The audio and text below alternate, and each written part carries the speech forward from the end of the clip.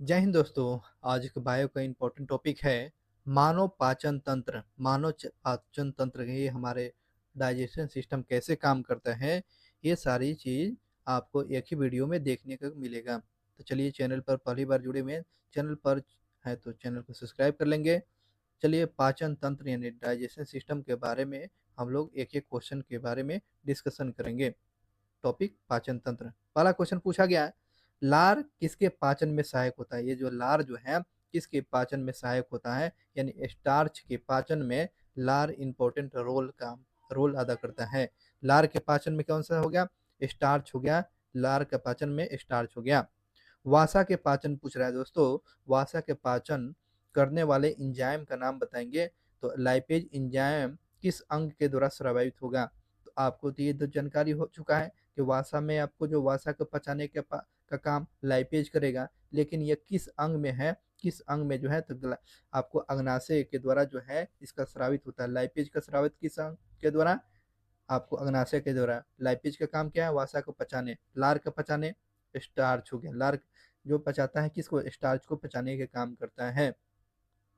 वही क्वेश्चन पूछा गया, लाइपेज जो है, लाइपेज के द्वारा वासा के जलीय अपघटन के पश्चात क्या प्राप्त होता है। लाइपेज के जो है, लाइपेज के जो है लाइपेज के जो वासा के जलीय अपघटन के पश्चात क्या प्राप्त होगा, वाष्पीय अम्ल और आपको ग्लिसरॉल प्राप्त होगा। लाइपेज को जो है जलीय अपघटन के पश्चात हमें क्या प्राप्त होगा, तो वाष्पीय अम्ल जो होता है और ग्लिसरॉल प्राप्त होता है, ग्लिसरॉल प्राप्त होता है।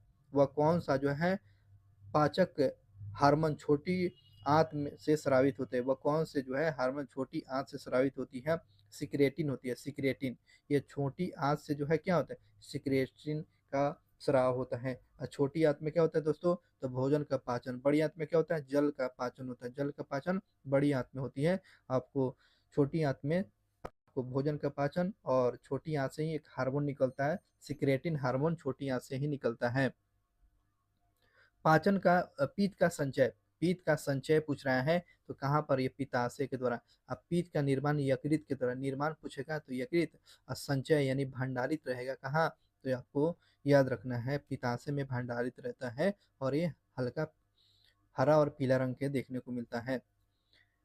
पित्त का निर्माण यकृत में, यहाँ पर दे दिया गया है, यकृत में यानी लीवर में होता है। और यह वसा को जो है वाष्पीय अम्ल फैटी एसिड में तोड़कर पाचन में सहायक होता है। क्या, पित्त एक महत्वपूर्ण रोल अदा करता है।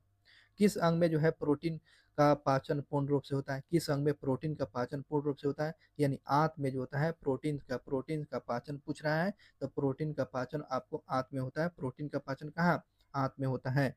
आमाशय की भित्ति, आमाशय की भित्ति से कौन सा हार्मोन निकलता है, तो आपको गैस्ट्रिक हार्मोन निकलता है। तो आमाशय की भित्ति से कौन सा हार्मोन निकलेगा, तो गैस्ट्रिक हार्मोन। देखते हैं ना, ये पेट में ही गैस हो जाता है। ये आपको जो है आमाशय की भित्ति से आपको गैस्ट्रिक हार्मोन निकलता है।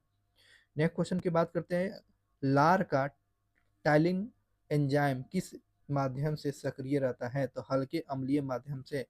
लार का टाइलिंग एंजाइम किस माध्यम से सक्रिय रहा, तो ये हल्की अम्लीय माध्यम से रहता है, हल्के अम्लीय माध्यम से होता है, अम्लीय माध्यम से होता है। आमाशय, आमाशय यानी स्टोमक की दीवार का जो है पेशीय संकुचन, पेशीय संकुचन क्या कहलाता है, आपको कर्माकुंचन कहलाता है, कर्माकुंचन। और कर्माकुंचन प्रक्रिया के द्वारा ही भोजन का जो होता है हम लोग निगलते हैं, है ना। हमारे जो है भोजन किस लिए, तो कर्माकुंचन के द्वारा ये भोजन जो है हम निगलते हैं। नेक्स्ट क्वेश्चन की बात करते हैं, पाचन तंत्र के किस रस में आपको कोलेस्ट्रॉल पाया जाता है। पाचन तंत्र के किस रस में जो है कोलेस्ट्रॉल पाया जाता है, कोलेस्ट्रॉल आपको पित्त में कोलेस्ट्रॉल पाया जाता है। नेक्स्ट क्वेश्चन की बात करते हैं, कार्बोहाइड्रेट किस रूप में शरीर में संग्रहित रहता है। कार्बोहाइड्रेट किस रूप में शरीर में संग्रहित रहता है, ये भंडारित रहता है। और ग्लाइकोलोजेन के रूप में आपको शरीर में संचारित रहता है, भंडारित रहता है। ग्लाइकोजेन के रूप में ये भंडारित रहता है। अगले क्वेश्चन की बात करते हैं, आमाशय में भोजन के जीवाणु को मारने का काम, जब ये आमाशय में जब भोजन हम लोग ग्रहण करते हैं उसमें जीवाणु बैक्टीरिया चला जाता है, जिसको मारने का काम कौन सा अम्ल करेगा, एसीएल अम्ल काम करेगा। एसीएल अम्ल जीवाणु को मारने का काम करेगा। मानव शरीर के किस संरचना में है कृमि रूप जो है परिसेविका, परिसेविका कृमि रूपी परिसेविका पाई जाती है। तो ये बड़ी आंत में, यानी जो आपको जाते हैं ना पेट में जो होता है कीड़ा हो जाता है, तो कीड़ा किस अंग, किस में, यानी अपेंडिक्स, यहाँ पर याद रखेंगे। क्रीमी रूपी जो होता है, क्रीमी रूपी अपेंडिक्स, इसी को बोलते हैं अपेंडिक्स, है ना।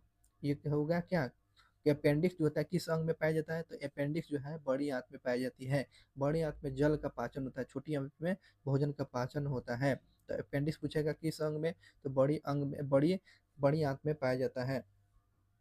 अगले क्वेश्चन की बात करते हैं, मानव शरीर का वह कौन सा अंग जो है ग्लाइकोजन के रूप में कार्बोहाइड्रेट का भंडार करता है, तो ये यकृत करता है। मानव शरीर का वह कौन सा अंग जो है ग्लाइकोजन के रूप में कार्बोहाइड्रेट का भंडारण करता है, तो आपको यकृत करेगा, यकृत करेगा यानी लीवर करेगा। नेक्स्ट क्वेश्चन की बात करते हैं, अगला क्वेश्चन पूछ रहा है कि एक स्तनी और एक स्तनधारी में सबसे बड़ी ग्रंथि क्या हो गया, तो स्तनधारी में सबसे बड़ी ग्रंथि की बात करते हैं तो लीवर हो गया, लीवर, लीवर हो गया। अगले क्वेश्चन की बात करते हैं, अग्नाशय मानव शरीर की दूसरी सबसे बड़ी ग्रंथि है।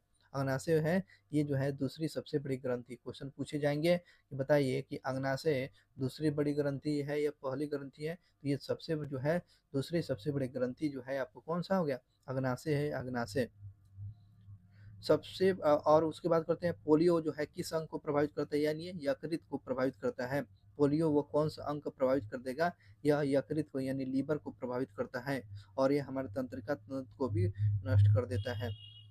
बात करते हैं पाचन क्रिया के समय में आहार नाल में स्टार्च का अंतिम उत्पादक पूछ रहे हैं।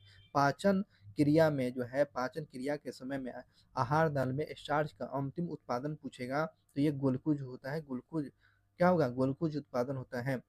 कॉड मछली में, यानी मछली के तेल में, मछली के जो है यकृत में, मछली के यकृत में जो होता है, यकृत में तेल पे कॉल्ड में कौन सा विटामिन पाया जाता है, तो आपको विटामिन ए पाया जाता है। तो मछली के तेल में कौन सा विटामिन, जो यकृत में ये तेल भंडारित रहता है, तो ये कौन सा हो गया, तो विटामिन ए पाया जाता है, ए पाया जाता है। अगले क्वेश्चन की बात करते हैं, मम्पस यानी गलसुआ पैरामैक्सो वायरस के द्वारा फैली जाने वाली बीमारी है, और जो है किस ग्रंथि में सूजन होता है, पैरोटीन ग्रंथि में, पैरोटीन ग्रंथि में सूजन हो जाता है, जलन होता है, जिसकी वजह से दर्द होना हो जाता है। देखिए ना गालों के पास जो होता है ना सूजन हो जाता है, किसके, इसी को गलसुआ रोग बोलते हैं। और कौन सा वायरस पूछेगा, पैरामिक्सो वायरस के चलते, पैरामिक्सो वायरस के चलते हैं। और कौन सा ग्रंथि में सूजन होते हैं, पैरोटीन ग्रंथि में, पैरोटीन ग्रंथि में सूजन हो जाता है, पैरोटीन ग्रंथि में सूजन हो जाता है। लैंगर-हैंस दीपिका किस अंग में उपस्थित होती है, लैंगर-हैंस दीपिकाएं जो है किस अंग में उपस्थित होती है, तो आपको अग्नाशय में, अग्नाशय में, अग्नाशय में होती है। अगले क्वेश्चन की बात करते हैं, अगले क्वेश्चन पूछ रहा है कि मानव शरीर के किस एक अंग में जो है हार्मोन के साथ साथ पाचन एंजाइम का स्रावन होता है, तो ये आपको अग्नाशय का होता है।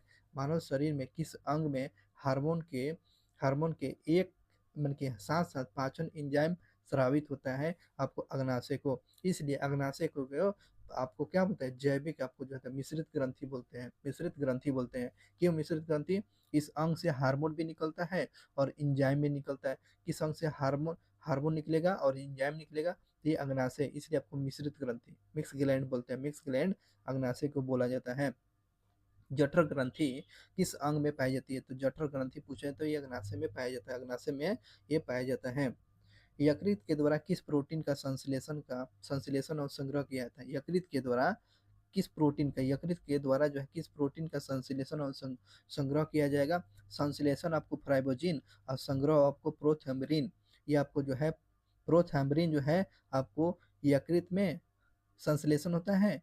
और बात करते हैं आपको संग्रह की बात करते हैं, संग्रह में आपको प्रोथेम्बरिन जो है, ये दोनों क्या है दोस्तों, ये प्रोटीन है, प्रोटीन। आपको प्रोथेम्बरिन और फाइब्रोजिन जो होता है आपको यकृत में ये संग्रह और संश्लेषण होता है, ये क्या दोनों है, तो ये दोनों प्रोटीन होता है, दोनों प्रोटीन होता है। अगले क्वेश्चन पर आ जाते हैं, अगले क्वेश्चन पूछ रहा है कि यकृत में उपस्थित वह कौन सा पदार्थ मानव शरीर में रक्त को जो है जमने से रोकता है, तो हिपेरिन जो है हमारे मानव शरीर में जो है ब्लड को रोकने का काम करता है, रोक जमने से रोक देता है। तो कौन? हिपेरिन। तो यह यकृत में उपस्थित जो कौन सा पदार्थ जो होता है रक्त को जमने से रोक देता है? तो हिपेरिन। तो हिपेरिन किस अंग में? तो ये यकृत में उपस्थित होता है, यकृत में यानी लीवर में। लंबे समय तक उपवास करने से जो है शरीर के किस अंग पर जो सबसे ज्यादा प्रभाव पड़ेगा? तो मान के चलिए आप लंबे समय से फास्टिंग कर रहे हैं, तो किस अंग पर सबसे ज्यादा प्रभाव पड़ेगा? किडनी पर दोस्तों, किडनी पर सबसे ज्यादा प्रभाव पड़ेगा। यानी फास्टिंग करने पर किस अंग पर सबसे ज्यादा प्रेशर पड़ता है? किडनी पर। यानी किडनी में नसों की संख्या कितना? 3 लाख है। 3 लाख है, 3 लाख है, देखते हैं 3 लाख है। आप समझ सकते हैं 3 लाख का फंक्शन तो एक बार तो काम करेगा जी। जब वो अच्छे से भोजन नहीं मिलेगा, पानी नहीं मिलेगा फास्टिंग करने पर, ये 3 लाख नसें क्या होगा? उसको बेचैन हो जाएगी, जिसकी वजह से क्या होता है? दर्द होना शुरू हो जाती है, तो किडनी भी फेल हो जाता है। ठीक है ना? किडनी आपको सेम की बीज की तरह दिखाई देता है, ऐसे सेम की बीज की तरह दिखाई देता है। ठीक है। अगले क्वेश्चन की बात करते हैं। मानव शरीर में जो है पाचन का अधिकांश भाग किस अंग में संपन्न होता है? पाचन पूछ रहा है, पाचन का अधिकांश भाग पूछ रहा है। तो पाचन जो होता है किस अंग में? भोजन का पाचन पूछ रहा है, तो छोटी आंत में होता है। मानव शरीर में छोटी आंत होता है आपको अवशोषण के रूप में, यानी भोजन का अवशोषण किस अंग में होता है? तो छोटी आंत में होता है दोस्तों, छोटी आंत में होती है। अगले क्वेश्चन पर आ जाइए। अगले क्वेश्चन पूछ रहा है कि मानव शिशु के जन्म लेने के 6 महीने पश्चात दांत निकलता है, दांत निकलना शुरू हो जाता है। तो जन्म के कितने महीने के बाद दांत निकलता है? तो 6 महीना के बाद जो है आपको दांत निकलता है बच्चों का। किस अंग के द्वारा जो है यह रक्त में जो यूरिया का पृथक करता है? यानी आपको ब्लड और यूरिया का है ना, ब्लड और यूरिया का, रक्त और यूरिया को अलग करने का काम कौन करता है? ये आपको किडनी करता है, किडनी करता है। किडनी की इकाई नेफ्रॉन होता है। इंसुलिन इंसुलिन में वो कौन सा धातु पाया जाता है? कौन सा धातु उपस्थित रहता है? जस्ता रहता है, जस्ता, जेडेन, है ना। इंसुलिन में कौन सा धातु उपस्थित रहेगा? तो जस्ता उपस्थित रहता है, दस्ता उपस्थित रहता है। एक क्वेश्चन पूछा गया था कि मानव शिशुओं में सर्वप्रथम मध्यवर्ती इंसाइजर दांत निकलता है। मानव में शिशु में जो है सबसे पहले कौन सा दांत निकलता है? इंसाइजर, इंसाइजर, इंसाइजर, इंसाइजर निकलता है, सेंट्रल इंसाइजर निकलता है, सेंट्रल इंसाइजर। देखते हैं ना, आगे के दांत ही निकलता है।